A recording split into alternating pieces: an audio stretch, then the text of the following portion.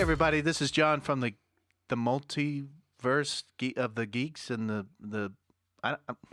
I'm confused. Wait a minute. Am I doing this? You know what? I gotta go get something real quick. Bye. What's going on right now? What did he just get a bag of chips or something? I don't know, guys. I guess he just left for a minute. So let's see if he comes back 2 hours later. All right, I'm coming back. All right, I'm back. Oh, you're back now? I'm back. Oh, okay. I'm glad we could do the episode now. Thank you. So we're gonna try this again. So hey, everybody, this is John from the Geeks of the Multiverse podcast, and with me today is now Matt. So Hey, what's up? Coming back from the multiverse, and I'm glad John's back on track. What's up? I mean, I was always on track, so I don't know what you're talking about. I don't know. That sounded really rough. I mean, it did. You know, you're right. You know what? I need to work on that. I'm sorry. So, Matt, since we're going to dive right in, what are we doing today? What is today's episode? So today's episode is gonna look a little bit different because where we are talking about video game and our favorite video games and video game series, we are not going to be doing a icebreaker or opening segment. We're going to go right into talking about what our favorite video games or video game series. A lot of these are going to be very nostalgic. So let's get geeky. Let's do it. So, Matt, what is your number one? Because I'm curious now. Since again, we've talked about in different episodes, our age gaps, right? So I'm curious, what was your first game? Here we go. Oh, Here no. You're pulling out that double ARP card already, yes, right? Yes, right. Double ARP, baby. He can hook you up anytime. You just let him know. So go ahead, Matt. All right. So the very first one that I remember playing, because I don't remember ever having an Atari or anything before that. I remember playing a Nintendo. That was my very first one. He's old. And that I'm not talking Super Nintendo. I'm talking square box Nintendo. Huge gray discs you had to blow into, and even when you inserted the Nintendo games, you had to shake them back and forth just to get them to play. So like old school, we're talking. Old school Nintendo, yes. Okay. So the game that I remember playing, and it was frustrating because the game was Super Mario Brothers. Okay, so the original. The original ones. Yep. It wasn't a game that you could save.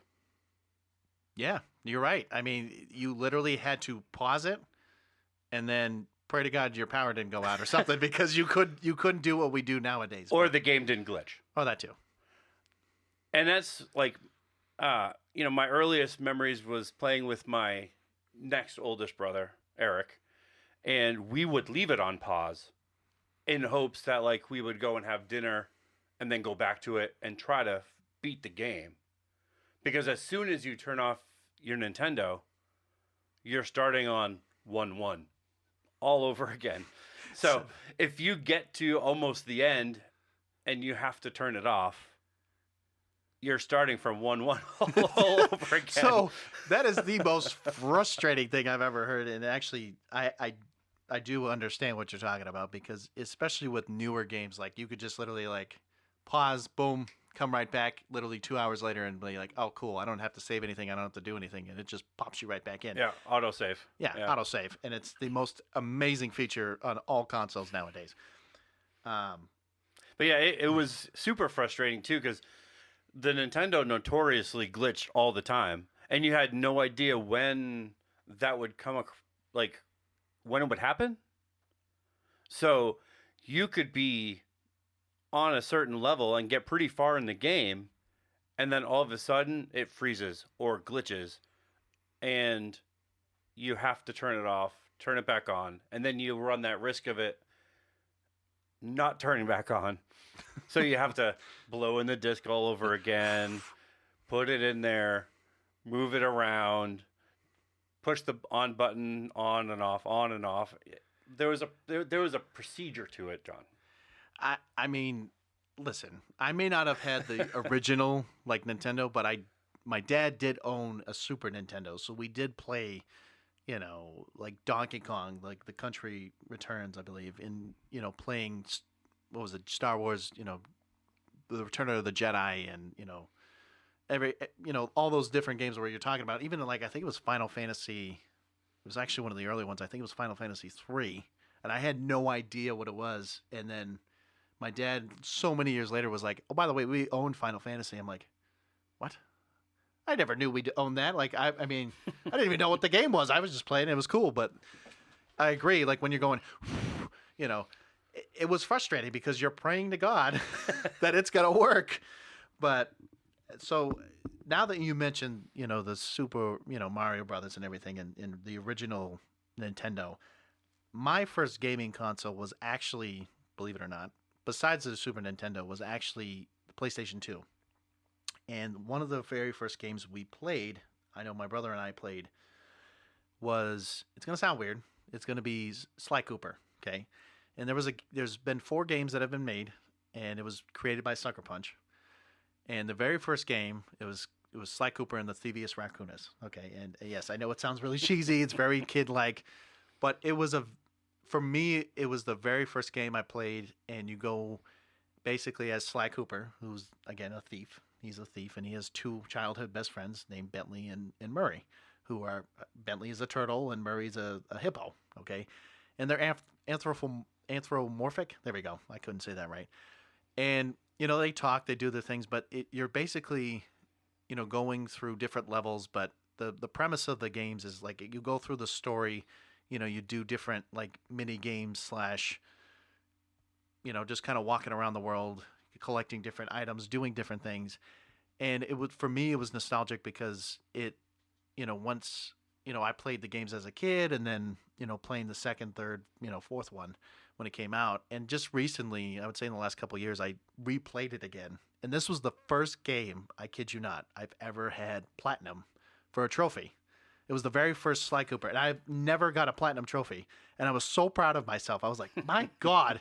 And of all the games, I never would have thought it would have been this one. But it was a great series, and I know that there's a lot of games, I think, that just kind of, for me, didn't meet that mark. And I think as a kid, it really brought, a perspective, that was different, from, certain other games. But it was always a game I remember playing with my brother, and I don't really think my dad would play it as much because he was like into GTA and different stuff at the time. But it was just a unique game. I mean, I would just suggest it to anybody, but it was originally on the PlayStation 2, and that's why when I owned the PlayStation 2, it was special to me. But I'm hoping they make another game. I don't know. At some point, they should definitely make another one in the installment of the series, but I don't know. It's a long shot because Sucker Punch actually created this game, if I didn't already mention this. And I believe they're one of the best like studios when it comes to game developing, in my opinion, of course, because they do a great job. But Yeah. yeah, So, one of my favorite RPGs actually was on the Xbox. And that one was Star Wars Knights of the Old Republic. And Star Wars actually doesn't have a lot of RPG style games. A lot of them are either straight action or like Battlefield is more of your online multiplayer. Although the earlier versions like that were on Xbox or the 360 were not initially multiplayer. You had to have split screen. oh yeah, that was your multiplayer. Like That that's was all your you multiplayer. had. Yeah. Yeah, But Knights of the Old Republic really was different because it was set in the Old Republic, which most of the movies, are, the Skywalker saga. right. This one was set in the Old Republic. It wasn't open world, but there were a lot of planets that you could, discover things. There was, areas to explore, things to find. You really had to look for things. And that was, I think, one of the very first games that, as an RPG, like I really loved being able to build a lightsaber, being able to kind of explore that world, having a character where you can make your own decisions on whether you wanted to be on the light side or the dark side. Um, you could develop, force powers. You could devote points into those.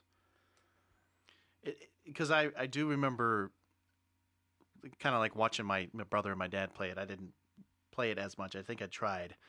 But I do remember what you're saying, like being able to like it was also just like customization. Like it was one of the first games to Yeah. really start introducing that and being able to create your own world in a sense and your own character. So whether you were good or whether you were bad, it ultimately affected the end of the story and how you progressed through the game and all the powers you got, all that stuff. And I agree.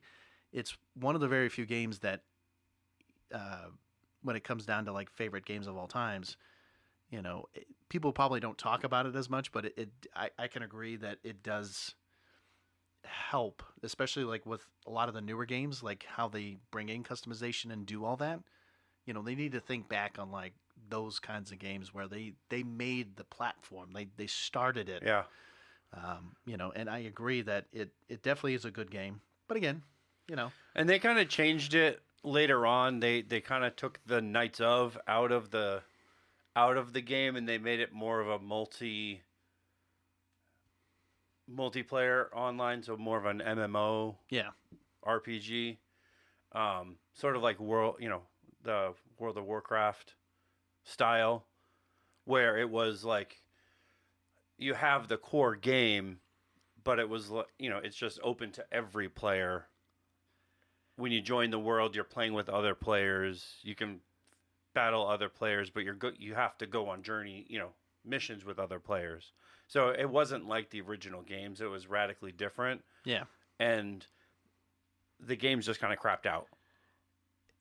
Right, and I think when you bring in the nostalgia effect. I mean, if you try to recreate the game now, I mean, I They think did actually. Oh, did they? I didn't It's realize on. they did. I know it's on Android. I don't know if it's on the iOS platform. Okay, so but it's on the mobile, not so much a gaming console anymore, though. That's the I don't believe you might be able to find it on the Xbox okay. platform, but I know there was a gaming company that redid the whole thing and for Android devices, and the game for Android is actually really good. The controls are really good. I have an iPhone now, so I can't play it, but I did buy it when I had an an Android phone, and the game is exactly what it was back when it came out on Xbox. What it sounds like is you need to go back to Android and not just sticking with the iPhone. That's just me. It's a really good game. I mean, for what it was at the time, it was pretty revolutionary at the time. Okay. Okay. So now that you mentioned yours, I'm gonna talk into mine a little bit. So the second one I had on my list was of course another series, a well-known series if you play a lot of video games, is the Assassin's Creed series. Okay, so you could play this on PlayStation. I know it was on Xbox at the time. But there's so many games. There's a lot of There's them. a lot of them. Yeah. I'm not going everything through. I like this series as a whole. I think it just depends on when you want to start your journey, right? So if you go back to the very first Assassin's Creed with Altair, being, I think it was, what was it, like 1100s, or it was like way Yeah. early on, and then you go into the Italian Renaissance, with the Brotherhood and like following that story, and then you kind of jump around after that. Like right after Brotherhood and Revelations and everything else, it literally just jumps from that to Assassin's Creed 3, I believe, which was the Revolutionary War, and then you have Black Flag, and then there's a couple spin-offs, Unity. Yeah. I'm trying to think. There was also Assassin's Creed. It was actually based in England. It was actually the Industrial Revolution. So it's like you're playing as Jacob Fry and his sister. But with the game itself, the reason why I think it's one of my favorites is because the whole point of the game, depending on where you're, which one you started out with, is you're basically Desmond Miles, who is the ancestor of all of these other important figures, or I will say assassins in history. Right. And you know the point is the assassins and the Templars, which is the main villain in the game. You know, in each story it's unique because it goes over a lot of history that majority of it is actually pretty accurate. Now some of it might be a little, you know, misconstrued, of course, but you know, I would say one of my favorite ones that I played, which I think a lot of people with Assassin's Creed would agree, is Black Flag, because it was the first time in that series where you can literally, you know, drive your own ship. Like you could just go around to different territories and have, you know, actual pirate, you know, battles with different ships, and you know, being able to customize your ship, you know, your characters and all that stuff. So it really changed the platform, in my opinion, when they started doing the customization and being able to, you know, get gear and get different things that you could do with. And it made it really special because for me anyways, I know with like I said, a lot of games that I'm going to mention I've played with my brother and my dad, but my brother and I would always play Assassin's Creed together as well. You know, and he would start his own campaign and I'd start my own, and you know, we kind of talk about it like, hey, where'd you get? Oh, well, I was here. Where did you go? Oh, I'm behind you. Well, don't tell me anything because I don't want to know what's going on. But you know, with Assassin's Creed, the reason why I liked it so much too was also the mechanics, right? So being able to, like, you know, take a leap of faith, literally from the tallest point of a building and just falling down and praying to God you're not going to die. You know, it really changed, I think, like a lot of games, because it really brought in a lot of different mechanics that were different for, you know, from that time, whether you played the very first one or even some of the newer ones. You know, I can say, you know, Valhalla, Origins, Odyssey, they brought a different perspective, but like, you know, bringing in the Egyptians, bringing in, you know, the Greeks, you know, playing, you know, that kind of realm, and then like bringing in the Vikings. I mean, those are three different, you know, cultures and everything. Right. So it was, again, if you ever play Assassin's Creed as a whole, like there's definitely some games that suck, and there's games that you'll be like, yeah, I love playing it every time. But it always hit home for me. So every time I try to get a, you know, new Assassin's Creed, I like to try to see how well they did, you know, historically, or even just, you know, bringing back some of the other, you know, mechanics that they may have done in the past, or even if they've created new ones, you know. So it's just, like I said, one of those series that have always, you know, meant a lot to me in that case. Yeah. So I know, like, I've played not all. I obviously haven't played all of them. Yeah, no, but I've played a lot of them, and I don't know if it's the same for you, but I do tend to get into the games probably a little bit too much. Yeah, you. And that game in particular, you know, the leaps of faith. Yeah. When you're standing at the top of the building, and you know, you're jumping off into that bale of like hay, you know, essentially the bale of hay in this like cart. Yeah. Like I always get that like pit of the stomach like, feeling, like, like, oh my God, did I just jump off? Yeah. And I don't know why, because I'm sitting in a chair watching him jump off, but I still get like that, like it as if I was jumping off the building too. Right. And like when they, you know how like they do like a 360 view of like that particular area, I'm afraid of heights, man. And I can tell you, I would hate being that guy standing there and just watching everything around you. Because sometimes my hands get sweaty and I'm like, please don't jump, please don't jump. And then he jumps and I'm like, oh, okay, well, that will never happen. But it's so satisfying when like he lands in the hay and you're like, oh gosh, thank God, thank God, I'm not dealing with this anymore. No, I agree. That's a moment that is definitely it's nerve wracking in the time, but like it's beautiful once you land, because then you're like, okay, good. And then you're like, wait a minute, I gotta go check out this area, and you're like, oh crap, here we go again. Yeah, as soon as you come out of the bale of hay, the soldier sees you, and you're like, uh-oh. Well, I'm done. And especially if you're like a low level, like, because I know like it based on levels and whatnot too. So if like you're a low level and this guy's like level 10 and you're like level 5 and you're like, yeah, I need to run. I need to go hide somewhere. But yeah. So I have another one. All right, what you got? This one came out on the N64, so the Nintendo 64. I already know where this is going. If anyone who's ever played an N64 one, it's got the weirdest controller you will ever see. Yep. But for those of you that are listening that have played an N64, you will undoubtedly have played GoldenEye, Yep. which is a 007 James Bond movie that for the N64 was probably its biggest hit. Wait, so you're saying out of all the movies, you're saying that's the biggest one? As far as the game for the N64, Oh, okay. yes. Like, okay, game-wise, yes. I was going to say, if you're going to base it, if we're going back into movies again, then that's going to be a whole nother conversation. Oh, no, that would be a whole nother conversation. Yeah. But GoldenEye for the N64 was a game that my friends and I used to play in high school all the time.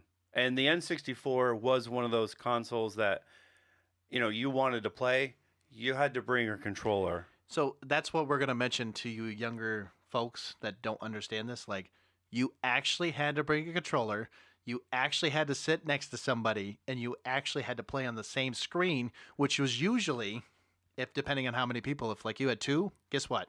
One's top, one's bottom. If you had four, there's four different little things that you had to look at. And there were four of us, and we had to look at one little tiny screen, and we had to know which screen one? we were. So the worst part of that, too, is that the TVs back then, too, guess what? We're small. Small. Like, they weren't big, so you were looking at a small screen. Like 24-inch, maybe? Yeah, like very small. Very, very small. But my friends and I would always bring our controllers. We would always, you know, play this game on the weekends, during the week, whenever we'd get together. Like, we'd always bring our controllers. And one of my friends would always pick this one character in this game. I feel like I know what it is. The character in this game is Oddjob. Yeah. And you're saying, well, what's the problem? Well, the problem is Oddjob was smaller than where the cursor in your game already looked. So if you wanted to shoot Oddjob, you had to aim down. So my friend, when he would pick Oddjob, would run around and kill all of us because we would always forget that he was shorter than the screen and we couldn't see him. And we would get so pissed because every time he would pick Oddjob every time and just annihilate us to the point where we would be like, okay, you know what? We're done playing this game. So Matt, that kind of reminds me of when you and I played Call of Duty. And it just reminds me of that because every time we play, you're always like, that son of a... And I'm like, yep. I said, I know. And then it only... The problem is it only gets worse because if you think what I just said was worse or whatever... Matt goes on a tangent, and then he tells me, like, what the hell is this guy doing over here camping? Like, if you think, you know, playing GoldenEye was bad, play some of the newer Call of Duties and how they do certain things, and then you tell me. Well, we had a rule once that kept happening. Like, nobody can pick Oddjob just because of the unfair advantage Oddjob had. Yeah. But the game, you know, the multiplayer part of that game was really cool because you could pick like launchers only or pistols only, and they had a gun, you know, they had the golden gun in the game that was a one-shot kill. So you could do golden guns only where you're running around with a golden gun that would kill you with one shot. So Oddjob would definitely win that match no matter what. Yes. Yeah. But the game, you know, the game's first-person shooter. The graphics aren't, you know, if you were playing them today, they're blocky and not great. Yep. N64, you know what I mean? With what you had, yeah. But the game is so iconic. Like, it's such a great game for what it was on the N64. Like, it definitely, for me, brings back a lot of memories. I mean, if you literally looked at like some of the best games of all time, I'm pretty sure GoldenEye is on quite a few lists as like being easily on the top 10. Oh, easy. Like, yeah. You know, it may not be in the top 5, but I would say at least in the top 10 that people are like nostalgia, iconic, boom, that's what you got. Like easily in the top 10. Yeah. So I'm going to switch it up a little bit. Okay. So I'm actually going to go to my fourth one, which then I'll switch my fifth one. Again, none of what we're saying is actually in order. So I want to make that clear. So whatever Right. we're doing is I have no what it is. idea when these came out or Yeah. yeah. So the next one I have is it's of course, like I've already mentioned, it's Call of Duty, right? So but the original, like first, second, and third, like the trilogy, like Again, multiplayer being you bring your controller. right, being the local, like here's what it is, but Yeah. you're gonna be right next to me, and you had to look at each other's, or look at the screens, know which ones you're which.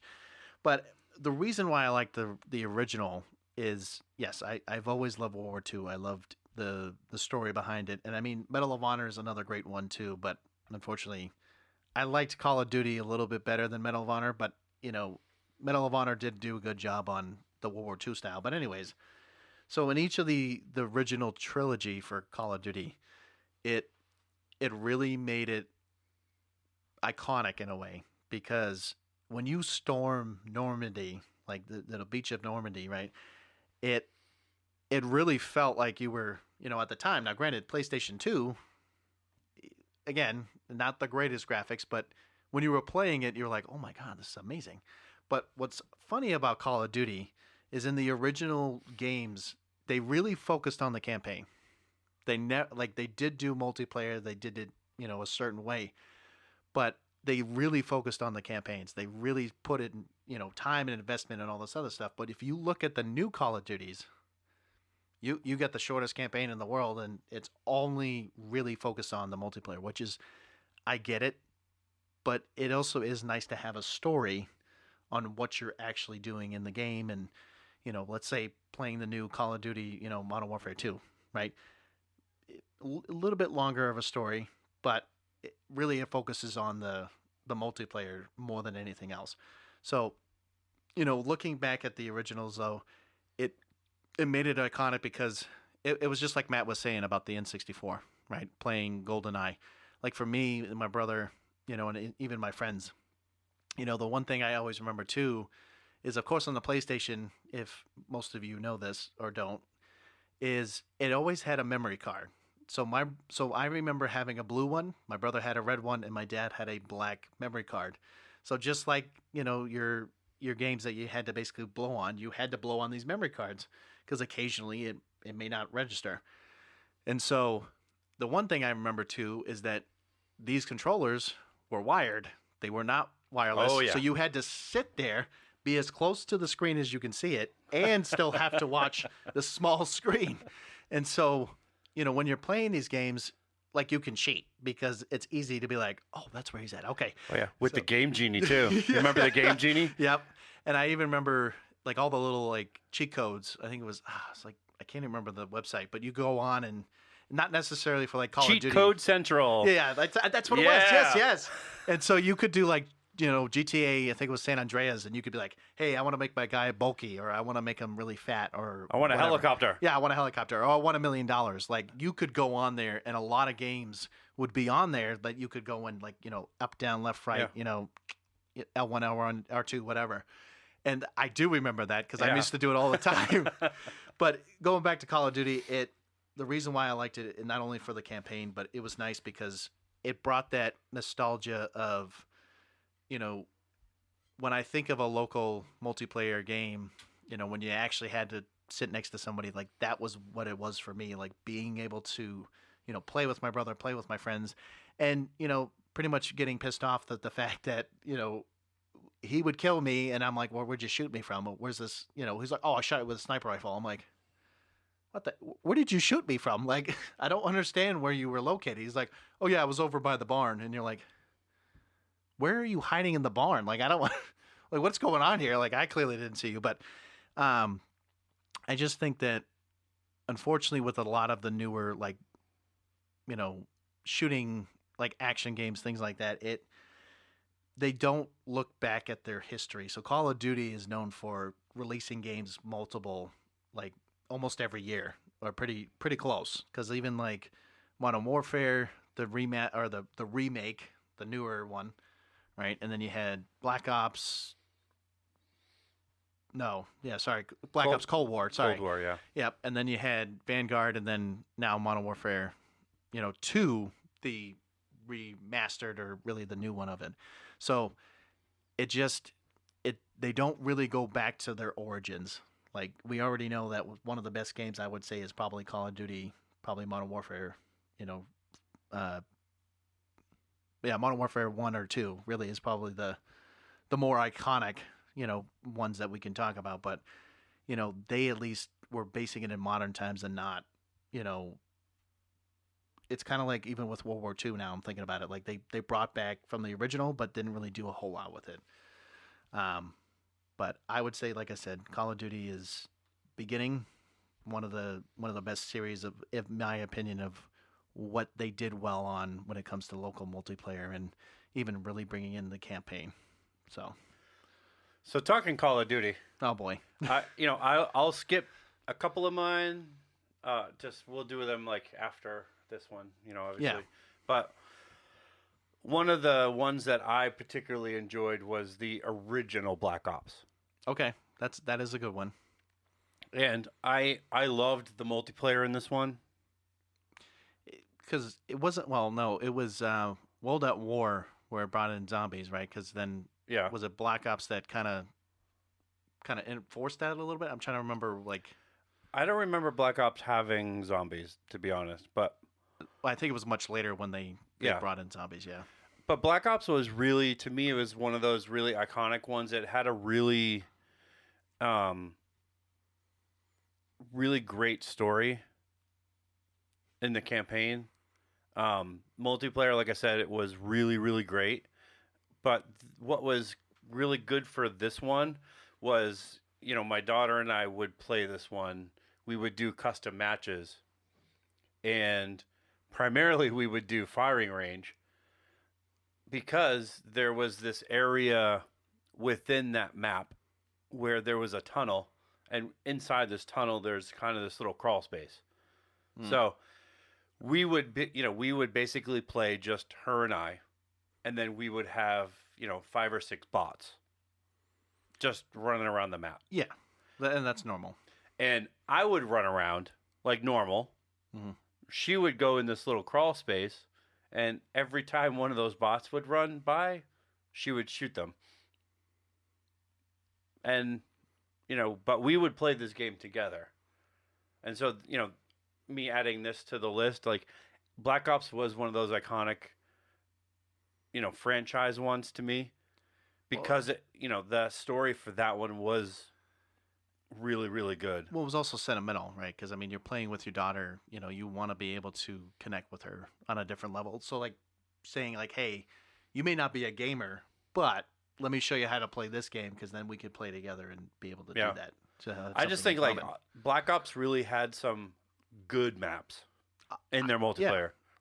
Firing range was one of the best maps, but they had a lot of the good maps were on that original Black Ops. And that's the thing is, like, a lot of the Call of Duty series, like, there are definitely good matches, or really I should say maps, right? And like different game modes and different things that they brought in. I know one of Matt and I's like favorites, and he's gonna chuckle at this, is Prop Hunt. And so if you don't know what that is, oh yeah, that's favorite. So basically Prop Hunt is, and I'll try to be brief on this, is it's really stupid. It is stupid. Like, you can literally, what it is you go into a match. You can either be different pieces of, it could be furniture, it could be a bus, it could be a tire, like literally anything. And then the point of it is there's 2 teams. One's going to be the ones that is going after these items. It's like hide and seek, basically. It's a giant game of hide and seek. But like the people that are going, after these items, they have to literally shoot everything. And that's literally what it does, because every like so often it'll go, and then you're like, wait a minute, where's this thing? And so as the prop, you're just hiding and praying to God that nobody is trying to find you. And so you have to start, you could start running, you can pretend to like place different. And the other team is objects. Literally just shooting everything inside. And so you're praying to God, you're like, I don't want to be found. I don't want to be found. Spray and pray. Spray and pray, baby. That's it. And like I said, it's a unique feature, but unfortunately the original one that came out, or that mode, was actually on World War II. That's how Matt and I were like, yeah, this is amazing. And then they only did it, was it one other time? I don't think they did it with other ones. I think it was only one other game. I think they did it a couple times, but It wasn't. The problem was it wasn't as popular. But with it's a party mode, so Yeah. it's not as popular. and it was definitely a fun one when you're going around and just trying to figure out who these people are, and are really just the objects. And And you're trying to hide, and then your prop is a huge truck. yeah, and then you're you're like, like, wait a minute, this doesn't look right. Great. And you try to change, and then you're a car, and you're like, what the heck? Right, or you're a telephone pole or something that's random, and you're like, wait, this has nothing to do with the scenery. so, I'm gonna go into my fourth one, I believe. So, I'm gonna go with Uncharted. So I know we talked about the movies, it being Thumbs as bad. down. Yeah, he kills it thumbs down, but I said it was Thumbs okay. down. It was better than most of them. But anyways, so the games itself, it's kind of similar to Assassin's Creed in some ways, but it's different because you're playing as Nathan Drake, okay? And I kind of talked about like in the movie wise, but in each of these games, you basically find a treasure. So the first game is like you're finding Sir Francis Drake's, I think it was like a long lost map that like brought you to, I think it was El Dorado or something. Like it was something very specific. But in each of the games, he basically finds these different treasures, and it's a good story. I would recommend playing this. It's on the PlayStation. It's actually a PlayStation exclusive. But it definitely brought a good storytelling. I think it does really well with puzzles, because that's a lot of the kind of the main point is you're trying to figure out different puzzles and different like little mini games that they might have. But honestly, it's good overall when it comes to. I'm not gonna put it in the same category as, let's say, Last of Us, but it definitely, in my opinion, it definitely hit the mark, because when you talk about iconic characters in games, you might talk about like Tomb Raider, you might even talk about Joel or Ellie, or some like Kratos or somebody like that. But Nathan Drake, to me, is definitely one of the, like, PlayStation wise, it's up there. Like, it's the game overall, and all the other games visually, action and everything else. Like it does a good job telling a story. I think that's really what I'm trying to get at. And when I played it originally, I think it actually came out in 2006 or 7. I was actually a freshman in high school, if you must know. And then playing all the others that came out much later, it came out on the PlayStation 3, if I'm not mistaken. And I just played it every so often. And it's, I can't even describe it, because you literally have to play it to understand, because all the stories, they intermingle pretty well. And yes, I know when we talked about the movie, they went from like the fourth game to the first game to the second, and it's like, well, wait a minute, why are you jumping around? Kind of a story. But I guarantee you, if you play the series from 1 to 4, it will make more sense. And I guarantee you that the story and everything else about it will make it want to be played. It, I guess is really the best way to say it. But, and it's, to me, it's an iconic game. Like you might mention Super Mario Brothers. Don't get me wrong, absolutely iconic. But like when we're talking about PlayStation and their, iconic games, it's up there. It's definitely up there, just like God of War. In that storytelling kind of way, and the visuals are amazing. See, I wasn't a PlayStation guy back then. I was an Xbox that's fine. guy. So, because you want to tell him the story, Matt, or do you want to get going when it comes to how he became a PlayStation guy? We'll just keep this thing moving. Oh, okay, fair enough. Yeah. All right, go ahead. I can guarantee, John, you've never heard this game. You're probably right. You're probably right. And I can guarantee, because it was on Sega CD. Oh, so you're saying that I was not even born yet when that happened? I can guarantee you probably didn't even know what Sega CD is. Okay, hold on. So when did the Sega CD come out? Well, Sega CD actually came out in 92. So 1 year before I was born. Got it. Right, Joe, that. All right, go ahead. What is this game about? All right, so this game is called Vay. Vay. Nope. Never heard of it. So this game is actually an RPG, and in '94, which is actually kind of funny because you mentioned this game earlier Which game? in the show, Final Fantasy III. Oh. So Oh, okay. in 1994, Final Fantasy was the #1 RPG. Yep. Vey was #2. Okay. So this, for the time, was actually a really good role playing. Like, it was a really good RPG, and the cutscenes, if that's what we call them, cutscenes, are more done in that anime style, cartooning. So, I guess I just need a reference. So, like, what kind of anime style are we? We're not talking like Dragon Ball Z. We're not talking, let's say, Naruto or. Just more in that classic anime drawing style. Okay. It's not done in like a Dragon Ball or that style or this style. It's more of a, if you picture that anime style, like the big eyes and the just that style in general. But I do have the description. Oh boy, I feel like this is gonna be a long story short. From the game. It's not that long. Okay, how long is it roughly? So let me read this to you, John. Oh, here we go. So this is the story for Vey. Okay. Okay. Over a millennium ago, in a faraway part of the galaxy, a huge interstellar war had taken place. During the conflict, a large machine escapes the battlefield, its guidance system damaged, and pilot dead. It continued to hurtle outward into space. After a time, it crashed into the planet of Vey. This planet is inhabited by people. They have little technology. The machine, programmed only for death, rampages across the planet, killing and destroying anything it sees. It takes the combined forces of the 5 mightiest wizards on the planet to stop the machine. Its power is sealed away in 5 magical orbs, which are taken to faraway hidden places. The machine itself is also locked away. In the kingdom of Lorath, Prince Sandor is about to wed his love, Lady Ellen. The most important dignitaries of the 4 kingdoms have attended, ensuring that the kingdom of Lorath is secure for another generation.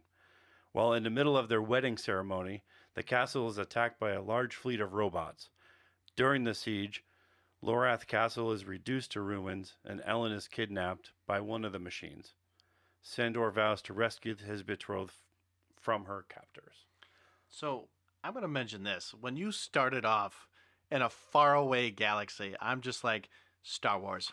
Like straight up. I was like, remember when we talked about like different movies that had like similar plots? I think did we mention that in the podcast or did we just talk about it like individually? It could.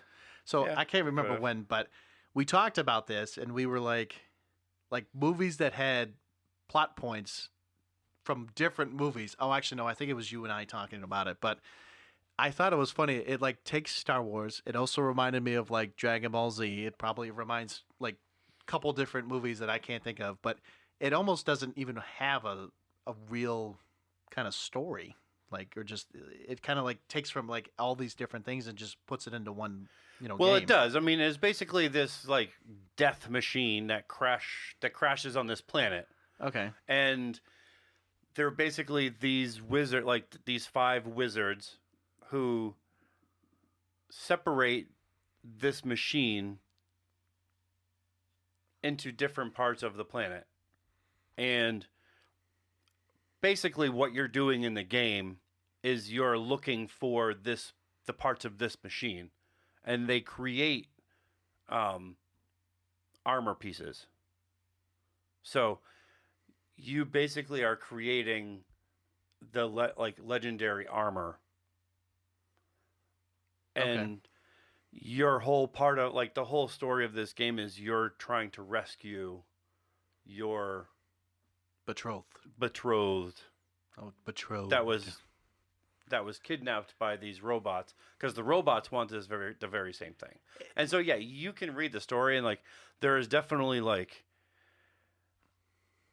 pieces of this story that you can say are, in a galaxy, in a faraway galaxy, that's Star Wars, like the Five Wizards, that could be taken from many stories, like Lord of the Rings. That's like many, many different stories. I mean, even the last part sounded like Super Mario Brothers when he's like, "Oh, they stole my betrothed," and you took the princess. Yeah, I took the princess. It's almost identical, and I'm like, and the main villain's trying to like come after you too, and I'm like, wow, Super Mario Brothers, like. But you really do just have to play the game, yeah, to really like see and understand the story. Okay. Because do you have a Sega CD on hand? Actually, if you do have an iPhone, oh wow, okay, yep, you can actually play this game on iPhone. It's 99 cents on the Apple Store. Interesting. I did not know that. So, I like this game. Do you have it on your iPhone? I actually do have it on my iPhone. Oh, it's good. Yeah. Is it the same thing? It's content-wise, it's the same. Okay. I wish I could play with a controller because it's not quite the same having to have him walk by me pushing where he needs to go. Yeah. If I had the controller, then I can guide him more effectively, yeah. the way that it was supposed to be.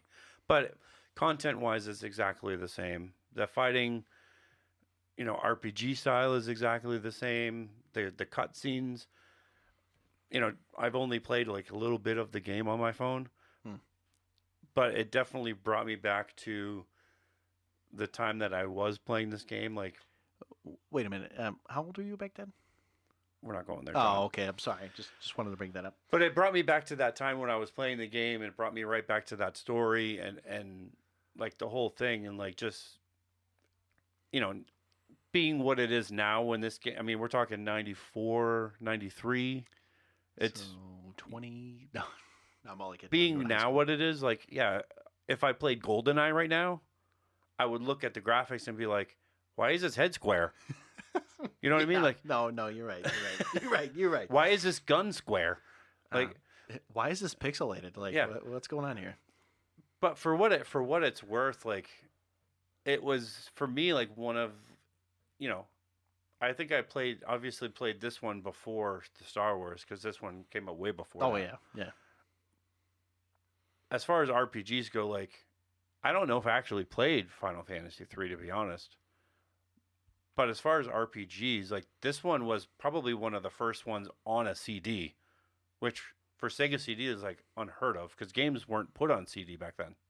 Oh, yeah, because when did the PlayStation, like the original one, come out? I think that was like 95, 6 maybe? A couple years later. Yeah. So, I mean, and that's when they started doing CDs and started. So, that, okay. Yeah, that makes sense. So, for an RPG, like, this one was really, really good. And it was that really classic RPG, each player that you have in your party takes turns. You can select magic, you can select, attack, you can run. Very, very iconic, but it was a very, very good game. Okay. I mean, apparently you're going to have to show me because I might be interested in playing it. Yeah. I only got one more. I don't know about you. So I got two more because you're taking too long for the explanation for Faye. Just saying. I'm sorry. So I got two more. I'll try to wrap mine up quickly. So how about this? I'll say my two. I'll let you end on with your last one. Okay. So SmackDown, Here Comes the Pain. Okay. Was on a PlayStation 2, actually. And the reason why I've always loved this game is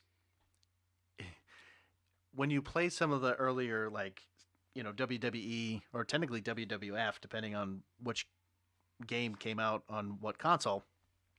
This one, the only reason why this was, for me, iconic and nostalgic is it was actually one of the first times where, you can customize a character. You can, if I'm not mistaken, actually play as legends. You can play as like Hulk Hogan, Jimmy Snuka, Jimmy Fly, Snuka. You can play, trying to think. I don't even think you play as Andre the Giant. But anyways, you can play as different legendary, wrestlers, which was cool, and you could buy them, you could do whatever. But the one unique thing about this is if you did let's say a campaign mode, right?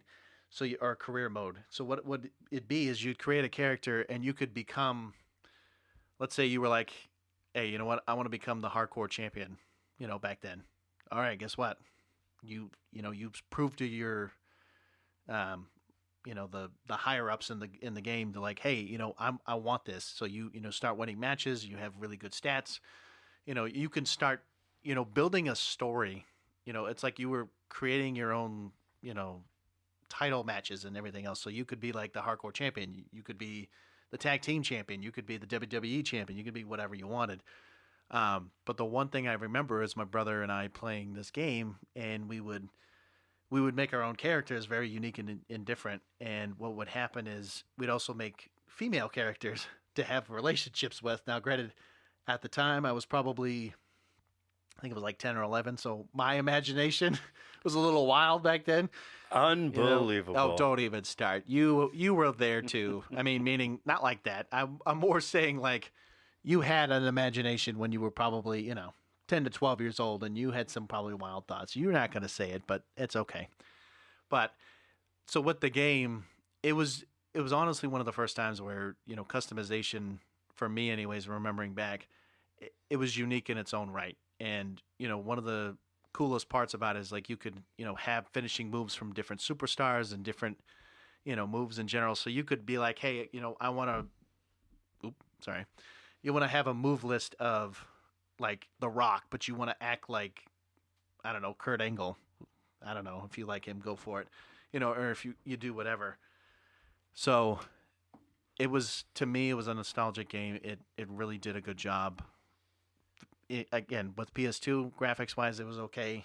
You might see if it looks different, but I just think that if you're playing a game like kind of like old school like that, and wanting to see like the attitude kind of era and just like playing different matches, it's a pretty cool game. The old school wrestling games, as far as what they were a whole heck of a lot better as far as playability. Yeah. Than these newer ones are. No, I agree. Like the old school is a lot better. I tried playing, the 22. Yeah, no. And it's like I can't even like do any moves. There's too much going on. That's the problem. Like back then it was so simple. The moves were really straightforward. These are like you can do like 300 combos, and it's like, what am I doing? And if I'm even doing it right. Right. I agree. But I'm going to go with my last one real quick. So the last one I have it's a PC game. It's a well-known one if you've seen it. It's Command & Conquer Generals, and there's also it was an expansion, but 0 Hour was the expansion to it. So strategy games, even actually, because this wasn't the first one. I mean, you had Command & Conquer Generals Tiberian Sun. You had, I can't even remember the others. I remember my brother playing them mostly on like an actual PC that was like, was it 95 or 98, Windows. Like it was old school. It wasn't just like this, laptop or anything like that. It was, you had to get on, and it was blocky, and it may or may not work. We'll see. So it was unique because when you play the game, you start off at like, you could be the United States, you could be China, you can be what they know as the GLA, which was terrorists, basically. So like you're Middle Eastern. Sorry, guys. That's just the way they portrayed it. But the interesting part was it was strategy based. So like you would, different, countries might have different abilities. So you might be, let's say the GLA might have like better workers, and they, make buildings and different, resources quicker, and be able to, build an army within a 5-minute time frame, where some of the others might have better like leaders that you get in the game, where they might have certain abilities where they can go camouflage, or they can blow up vehicles out of nowhere, or it was an endless slew of all these different kind of features. But even in the game, it was supposed to be more modern based, but graphics wise, yeah, it's a little tough to to follow along, but It's a little tough, yeah. But I will say that, nostalgic wise, if they ever remastered the game, because they were talking about making a sequel a long time ago, or at least a few years back, and they canceled it, and I was like, oh my god, man! Like I want to play the game. Like I would love to see how they generate the new graphics and the new style, but they got rid of it, and I was like, man.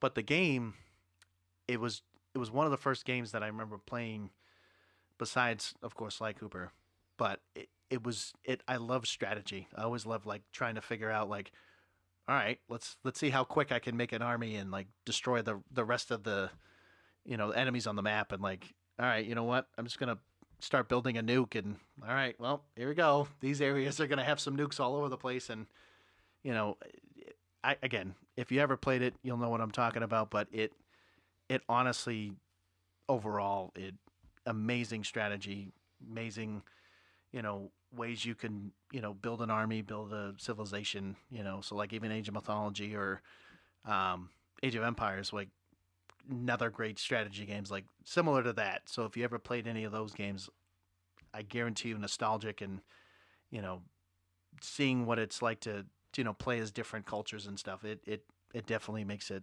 well worth the wild, I would say. Say. So, yeah, Matt, go ahead. What's the last one, baby? So last one is an Xbox 360. Oh boy. Which, as far as consoles, I'd have to say the Xbox 360 was one of my favorites. Obviously, now I have a PS4, so that's one of my all-time favorites right now because that's what I'm using now. But Xbox 360 has to be, growing up, it has to be one of my favorites. And these two games, I'm talking about them at the same time because to me, these two games had so much playability for me. I could play it over and over and over. Like one single match would be about 45, 50 minutes. Mm-hmm. And granted, it might be the same game, but it would be different every time. And the games that I'm talking about is Left 4 Dead and Left 4 Dead 2. Each game had a set of 4 characters, and you could play online. It was a 4-player co-op, so you basically picked your character, and you had 3 other people join you. So, wasn't Back 4 Blood, like, is that Back 4 Blood similar? Is the same company that made Left 4 Dead. Yeah. So it's kind of their version of a reboot. Okay. It kind of fails in that. Yeah. A little bit. Left 4 Dead and Left 4 Dead 2, they were just awesome. Each match, I call them matches. Each game, I guess, was like its own individual movie. So you had your movie poster. It was kind of like at the end of the match, like it told you how many zombies you killed. But you basically went from one safe house, like one safe room, to another safe room, and each match had 3 zones. So you went from one to the next, and then you went to zone 2. One safe room to the next, and then to the third one. You had special infected, so there was a hunter. He would basically pounce on you and, scratch you all up. There was one that was a smoker, and you would actually hear him. He would, he would cough, and as gross as it sounds, he would grab you with his tongue. That's on so many levels. That's wrong. That's terrible. There was one that was called a boomer. He was really, really fat, and he would kind of barf on you. Oh, I thought he would blow up. He does. Oh, he does. But he would barf on you, and the barf that he, puts on all the characters would basically call a horde of zombies. Oh, great. So the idea was you avoid the boomer at all costs. When you shoot him, he explodes, and the barf goes everywhere. So if you shoot him next to a player, they're getting covered in this barf, and then you're getting a horde. And that was what was different about the game was the zombies were, like the AI for the zombies was just on point with both of these games, where you could play, one match and then you could play it again right after. And the AI for the zombies, completely different. So your hordes come at different times. You could have a horde and then not have a horde for a few steps, and then have a horde right over again. Right. There's another special infected it's called the tank, which I'm assuming it was a pretty huge kind of a beast. Yeah. So it was really iconic. One of my favorite characters in that game was Francis. He was kind of a biker-esque guy. He always would say, like, I hate the stairs. I hate hospital. Like, every like situation you were in, So he was like a negative Nancy basically the entire time. pretty much, like, every situation. Like, you walking through, like, a cornfield. I hate corn. Like, every situation. That's what he would always say. The first game had a character, Bill, who was like a retired military guy. You had, and I don't remember all these names because I haven't played it in a while. But you had another character, and he was so funny. I used to always make fun of him because there was pills in the game that kind of like, it didn't heal you, but it kind of, when you were injured, it gave you like a little bit of health. And this character was a black guy, and he would always, got pills here. And he was always so super upbeat about it. It was really funny. But those two games were like really, really cool to me. Like, so much playability. Like, I wish I had an Xbox still to play them, but I don't. I mean, I was kind of the cause of you getting a PlayStation, so we're not going to go into that story. But We're not going to go into that story. But Left 4 Dead and Left 4 Dead 2, they're the last ones on my list, but not certainly for that purpose, but they're the last ones on my list because I do love those games. I played them so long. I mean, yeah, I wish I could have played it because we played Back 4 Blood, I really kind of wanted to see how Left 4 Dead like was probably totally different than playing Back 4 Blood. Yeah. Which for me playing Back 4 Blood, I don't know. You liked it. I didn't really care for it as much. It wasn't quite the same, and there were modes in. I don't know if it was in the first one or if it was just in the second Left 4 Dead. But you could actually play multiplayer as the special infected. Okay. So when they killed you, you would basically respawn as like a new one. Okay. And you would run around and try to, if I was like the smoker, I would try to, snaggle one of them away from the group with the tongue, Yeah. or if I was the boomer, I would try to spray them with the barf to call the horde. Yeah. But essentially, I mean, there was a strategy for being special infected. Like, you worked as a team where, the boomer would call the horde, you would pull one away, the hunter would jump on out, Yeah, so you'd have multiple people doing different roles and making sure that you were the ones that were going to win the match. Yeah. So, but I think that's it. I think we don't have. I mean, there's more that we probably could say, absolutely, we could talk about more. But I do want to mention this. I'm curious, Matt. What were some of the video game consoles that you've owned in your lifetime? Because I know I've owned different things, and you clearly have owned different things as well. So we do have a list. Okay, so please tell me. All right, so my list is basically I've had the Nintendo, which is the NES. So the original, yeah. Sega Genesis. Hold on, when did that come out? It came out in '85. Oh, okay. Sorry, I just had to, make sure. Whether that I people had know. it in '85 is Oh, I another see. question. Okay. The Sega Genesis, which came out in '89. The Super Nintendo, which came out in '91. I had a Sega CD, which the Sega Genesis actually sat into. Oh wow. Okay. So the Sega CD was a CD, and then it had a dock for the Genesis. The Sega CD came out in '92. The N64, which came out in '96. GameCube, which wasn't actually mine, it was the kids. That came out in 2001. Xbox, when I looked it up, it said 2002, but that is not accurate. And I can tell you that it's not accurate because when I bought my Xbox I think it was like 2001. the day 9/11 happened Yeah. is when I bought it. So it had to be in 2001, roughly. Right. So yeah, okay. Xbox 360, which is 2005. The Wii, 2006. And lastly, the PS4, 2013. So, yeah, when I mentioned to you that you've owned more than I have, yes. Well, we'll see. So, it wasn't originally mine, but it was my dad's. It was the Super Nintendo Entertainment System, so the SNES, right? And then, so our first console we ever owned was a PlayStation 2, okay? And then we got an Xbox much a little later. Then, of course, Xbox 360, and then going into the PlayStation 3.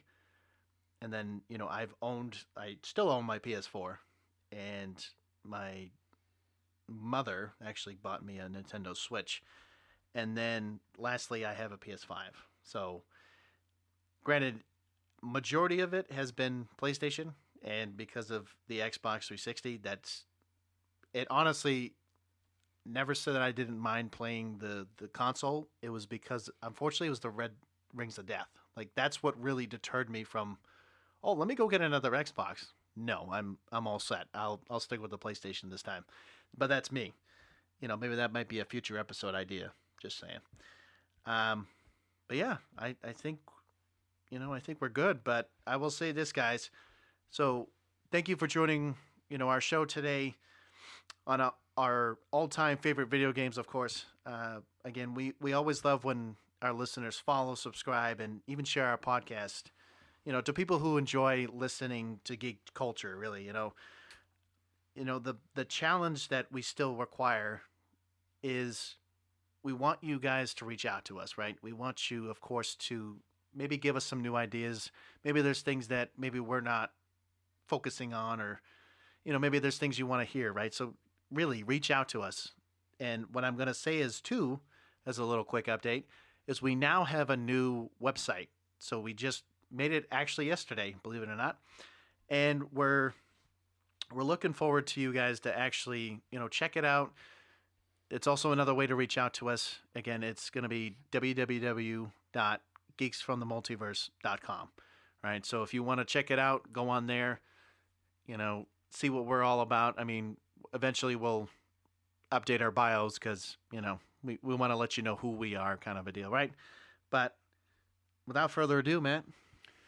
Yeah, I mean, we love that you guys are listening and checking us out. I think we just got an email, this past week that we got, 100 unique plays on Spotify. Yeah, which is amazing. Amazing for just having 3 episodes. Yeah.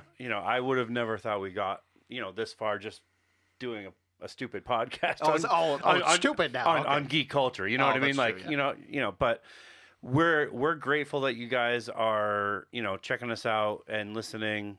And, the initial challenge that I have, I'm still going to challenge you guys to, like, share, and get us out there. Share to your friends, share to your family, share to that random guy that you saw at Walmart that maybe you don't want to talk to. I mean, what's funny? I actually left one of the business cards at my place, and someone did pick one up, which I thought was funny.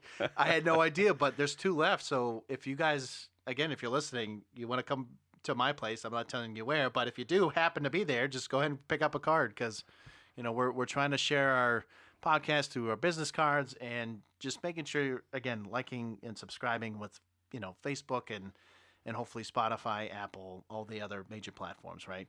Yeah, and you can go on Spotify, and actually Spotify will create a shareable image. Absolutely, yeah. That you can put on social media, you can put, anywhere, and it's like a perfect shareable image for sharing the podcast. Like, you don't even have to say anything. You just post it as a picture. Yeah, and it's too easy. It makes it really easy. So, again, like, share, subscribe, follow, whatever you guys need to do. We greatly appreciate. Check out the website. You know, everything that you guys can do to help us. We're appreciative of it. So, stay geeky.